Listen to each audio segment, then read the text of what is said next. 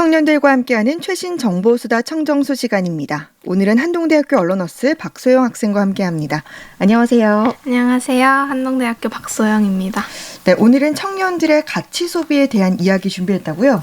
네, MZ세대의 가치 소비 중 가심비에 대한 내용 준비했습니다. 네, 이 가심비. 전에 청정수 시간에서 다룬 적이 있었던 것 같은데 이 가심비가 어떤 건지 다시 한번 설명을 좀 해주세요.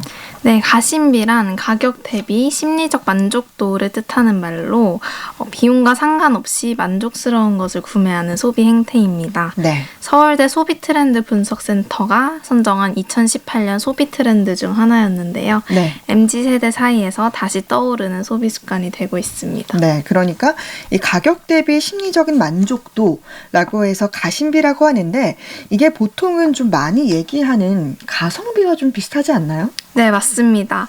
가성비는 가격 대비 성능의 비율을 뜻하는 말이죠. 가심비는 살짝 다른데요. 네. 가성비가 가격 대비 성능을 중요하게 생각한다면 가심비는 성능보다 심리적 만족도를 더 중요하게 여긴다는 점에서 차이를 가집니다. 네.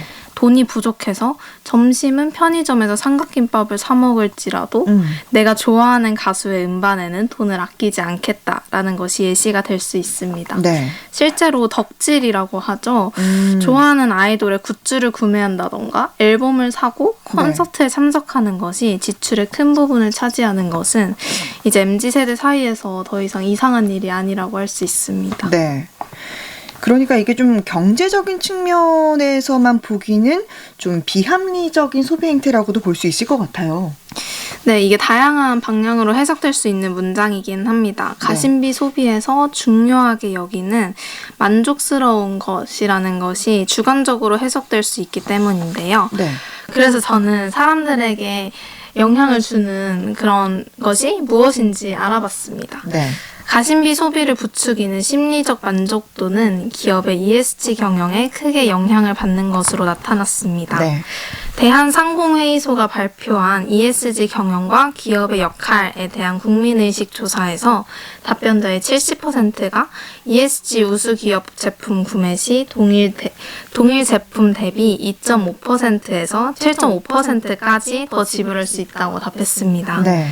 ESG 경영이란 기업의 경영 방식 중에 하나로 환경과 사회, 지배구조의 0단어 첫 글자를 딴 줄임말입니다. 네. 장기적인 관점에서 친환경과 사회적 책임, 그리고 투명한 경영을 통해 지속 가능한 발전을 추구하는 것이라고 할 수 있습니다. 네. 이렇게 ESG를 실천하는 착한 기업의 제품을 가격이 조금 더 비싸더라도 구매할 의사가 있는 것으로 나타났습니다. 네. 그러니까 기업이 좀 단순히 이윤 추구에만 그치지 않고 뭐 환경이나 지속 가능성, 또 건강한 지배 구조를 가진 착한 기업의 상품을 구매한다는 건데요. 뭐 실제로 어떤 사례들을 들 수 있을까요? 제가 생각했을 때 회사의 경영 방식이 과연 내가 편의점에서 물건을 구매할 때 어느 정도까지 영향을 미칠 수 있을까 궁금했는데요. 네. 왜냐면 편의점에서 물건을 살 때 저희가 회사의 경영 방식까지 생각하면서 구매하지 않으니까요. 그렇죠. 근데 우리 생각보다 가까이 있습니다. 네. M유업에서 생산하고 있는 커피는 제품 용기에 비닐 라벨을 제거했습니다. 환경에 미치는 영향을 고려한 것이죠. 네. 그리고 D 회사에서도 화학 성분을 배제하고 유기농 성분을 담은 비누를 출시했습니다. 네. 또한 그 제품의 패키지도 100% 재활용이 가능한 플라스틱 용기를 사용해서 환경 부담을 최소화시켰습니다.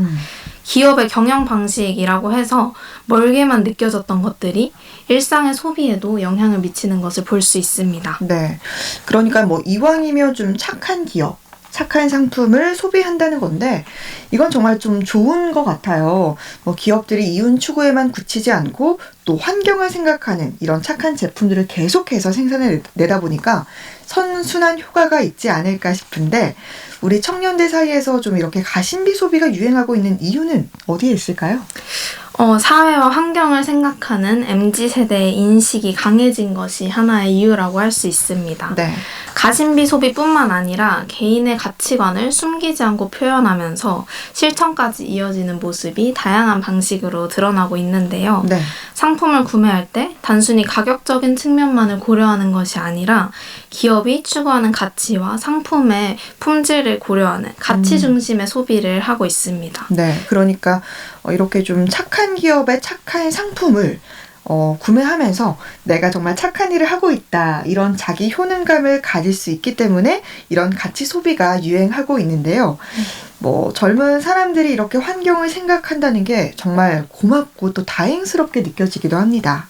근데 이런 가치 소비에 따른 부작용도 있다고요?